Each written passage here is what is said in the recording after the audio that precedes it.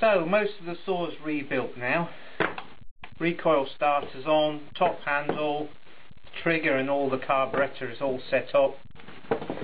So I've tightened the plug up, and we just need to think about, just to make sure that the HT and the control wires from the coil are sat in the right place. In this one they're sat in a notch there.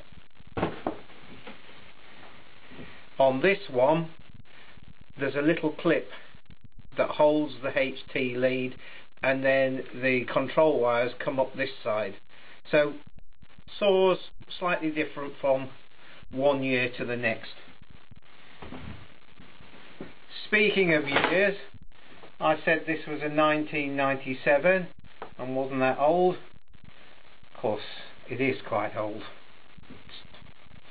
So it's where were we? 97, 2007, and then so it's 15 years old. Time creeps on, doesn't it? So the next thing is the top case. This part here goes between the cylinder and the plug cap, so it's a little bit fiddly.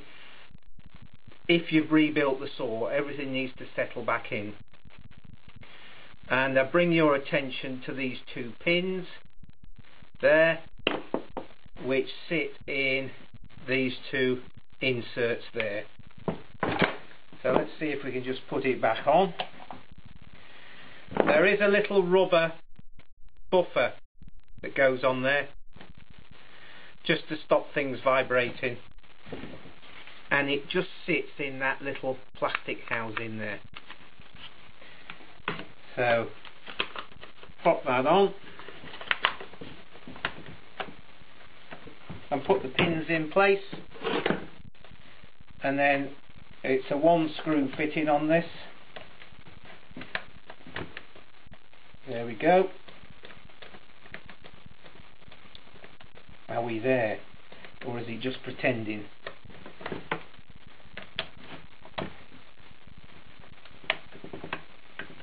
There we go. Perfect. The back cover. The back cover locates on that part of the air filter, so it just drops down like that, and there we go. Carburetor settings. If you've picked up a scrap saw and you don't know anything about it, but it's got a major fault, then you can almost guarantee that somebody's been fiddling with the carburetor settings, either from a point of knowledge or just fiddling without an idea what they're doing. This carburetor adjustment screw has got this handy little lug, and that lug means it's very easy to measure the amount of turns.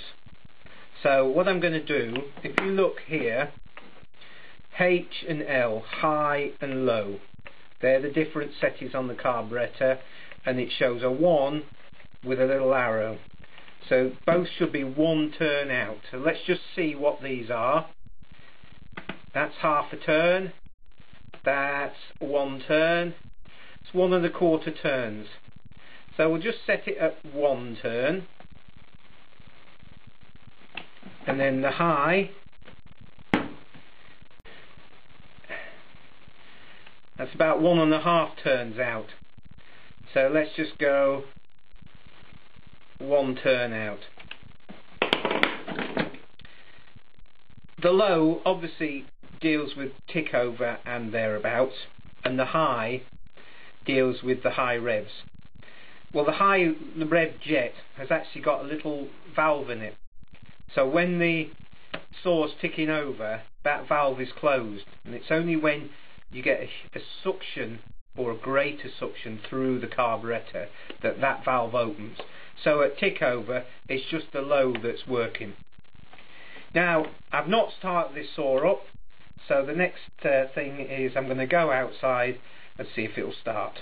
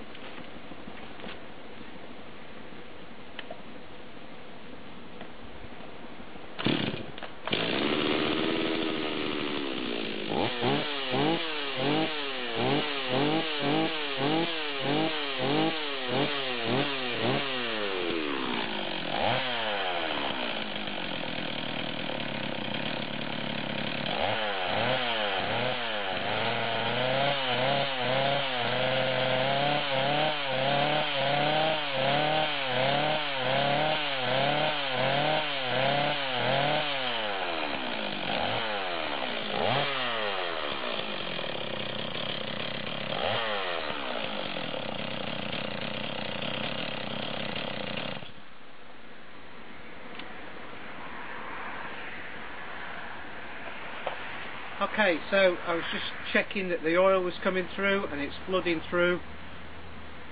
Putting fuel on the air filter means that the first pull, it pulls fuel straight into the cylinder, and that avoids having to pull the saw over loads of times to make the carburetor pump.